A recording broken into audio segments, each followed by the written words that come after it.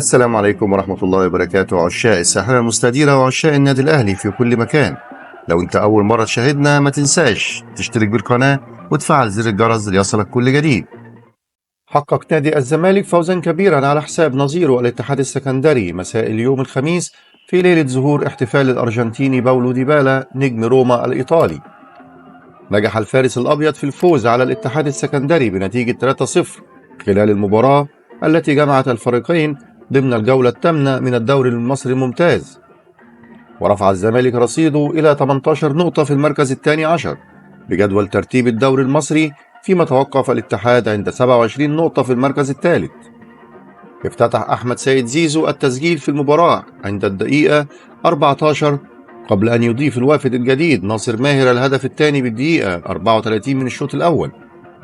وفي الدقيقة 89 من الشوط الثاني نجح زيزو في تسجيل ثاني أهدافه وثالث أهداف فريقه، وخطف ناصر ماهر الأنظار باحتفاله اللافت على طريقة النجم الأرجنتيني باولو ديبالا الذي اشتهر به عبر وضع يده على وجهه بعد الأهداف.